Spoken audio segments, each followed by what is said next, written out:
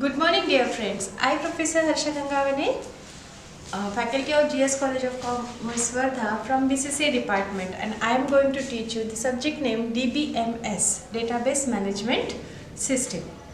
Today's my topic is classification of data model.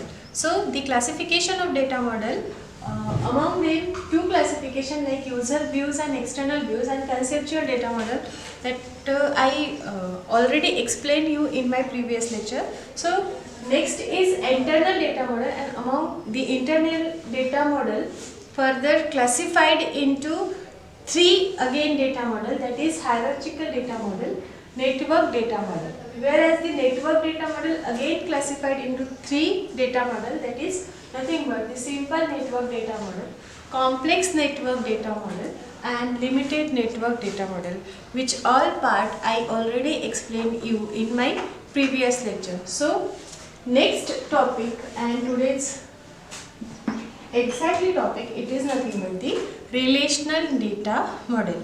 Relational data model itself having the various advantages for designing in database. So what is the relational data model? Relational data model, it is nothing but the which represent our data in the relation, like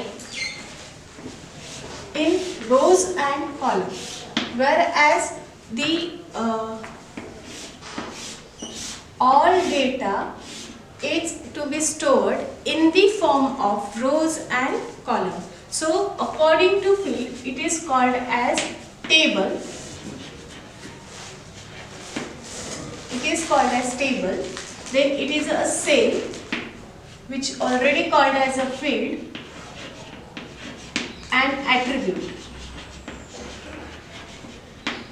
So basically when we design our data in the form of two-dimensional way, rows and column, which having some cell or field, which the field, according to that field name and its data type, we have to store the data in here. So according to that it create as a record. So the collection of number of records in a one table, which is referred by the one name, which is called as a table, and the relation between them, like number of entities we are designing, a number of tables we are stored in one database. The collection of tables, it is nothing but the database, and the relation between them with the help of primary key, secondary key and the foreign key and component key. So basically according to that we design the relation and store our data. It is nothing but the relational database. So basically by using the relational database, we store the large amount of data. Okay, but there are some advantages and disadvantages when we store or when we create the relational data model. Okay, so relational data model having some advantages. The advantages are when we store the data, it is very easy. It is used widely in small organization. When we use this for the creation, we can use the various number of tools for creating our database with the help of relational data model. So those tools are easily available in the market, so we can create those data easily. Okay, but the disadvantages are the relational data model. It is nothing but when we have to store or when we store the relational data model or when we create the relational data model, we have to follow the index. So according to index we store the data. Okay, so according to index we store the data. So the finding or searching of that particular data, it should be maintained by the index. So when we search a small amount of data with the large database, so it follow the index. So according to that index, it will search our data sequentially manner. So this is nothing but the waste of the time. When we use some tool for searching our data, so according to the large amount of data, and we are searching with the index number, so it is a waste of our time for searching that particular data. Okay. And second and big disadvantage of relational data model, it is nothing but the when we design the database or when we design the table, we cannot store the large amount of data in one system. So basically for the large amount of data, relational data model is not working. Okay, so those are the disadvantages and advantages of relational data model, but it is widely used because it can be created easily, or the tools which are used for creating the data model, those are available easily. So that's why we use the relational data model widely. So how we can create it? Just the concept, by using the concept of table, field and the record, we can create our database which is represent our data two-dimensionally. Okay, so those are all about the relational data model. So basically user view, that is nothing but the external sub schema which is represent semantic representation of our organization. Conceptual data model, that is nothing but the overview of all entity which we are using in our organization, that is nothing but the schema which represents semantic representation of the all entity or all entity overview. Okay. Then internal data model, that means we have to map a conceptual data model into internal data model among these three: HDM, NDM and relational data model, that means RDM. Hierarchical data model, network data model or relational data model. After mapping this particular data model of conceptual data model, it becomes our internal data model. Okay. According to association, we have to map our data with this particular classification. Okay. How? We have the association like 1:1, 1:many, many is to 1 or many is to many, and 1:1 conditional. Okay, so according to those association with the entities, we have the map our data with this solution. Okay, so according to that we got the our internal data model. Okay. After creating or after achieving the internal data model, next step is physical data model. Okay, so next topic, it is nothing but the physical data model. So what is the physical data model?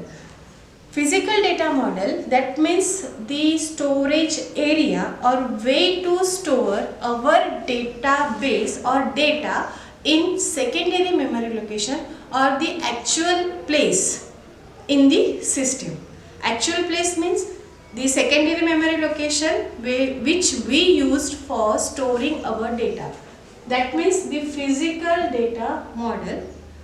In that we have to calculate the space which is used for the storing our data base in our system.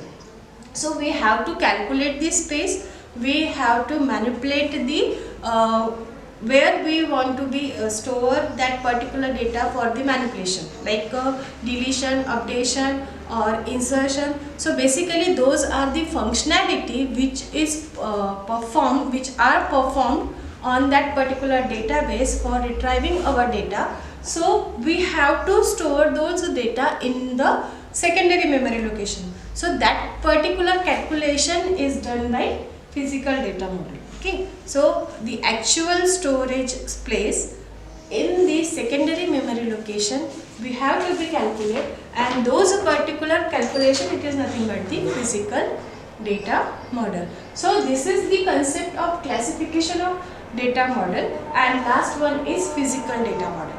Okay, so next part is ER diagram. According to designing or after designing our data model, we have to represent the entity relationship diagram. So entity relationship diagram means what?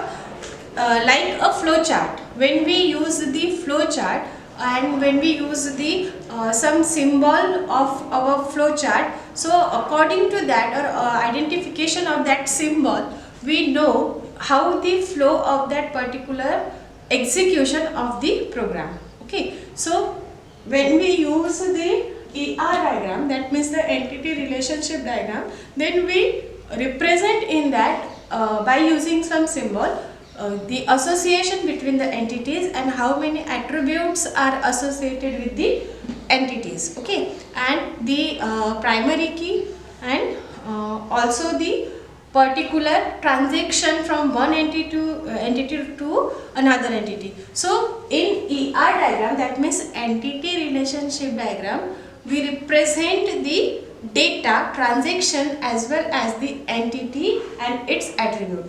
Like this symbol is used for representing the entity. So student is entity, suppose, or student info is entity which having the attribute. Attributes means fields like student number, or we can say the ID.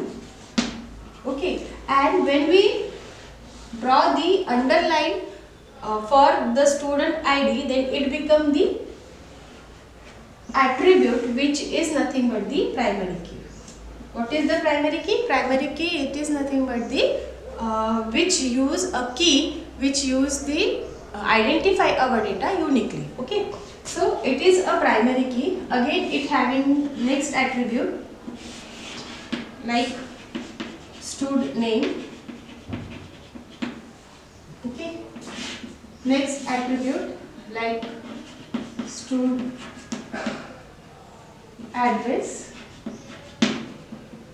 So how many attributes, or we can see the field of that particular entity, we have to represent like this. Okay, so as this as per this diagram, you know about this symbol is used for representing the entity, whereas this symbol is used to represent the attribute. Whereas with the attribute and underline, this particular symbol represent the attribute which is mentioned as a primary key. So according to that, we know how the data represent in our entity and which is the primary key. So that's why ER diagram is important to maintain the representation of our entity with its attributes and the association between the one entity to another. So let's begin with the ER diagram symbol. Okay, so ER diagram relationship or ER diagram symbol, first symbol is entity. So the rectangle represent, or rectangle is used for representing the entity. Represent the entity. So next one is diamond shape. So diamond shape represent the relationship.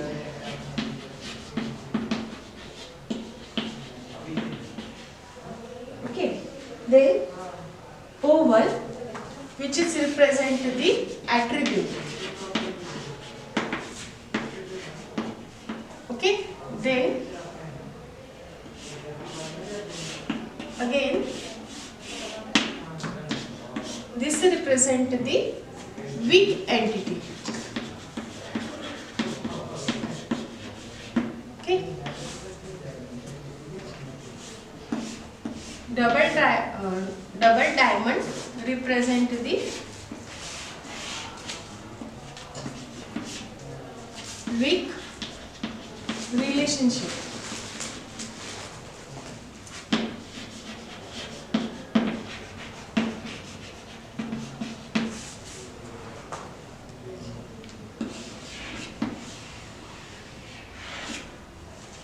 With entity.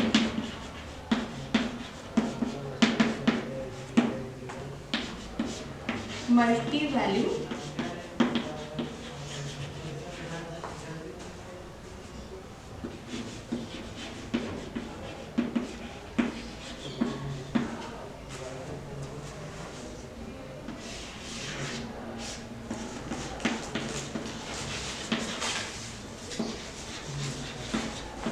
key value or key attribute.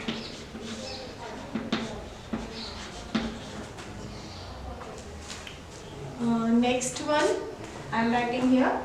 Next one is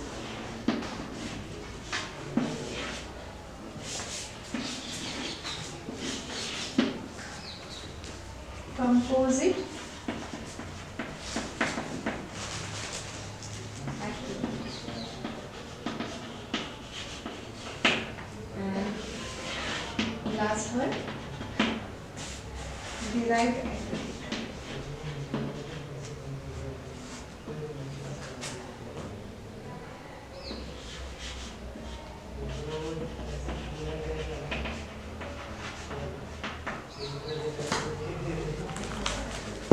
Those are the symbol which is used for designing the entity relationship diagram.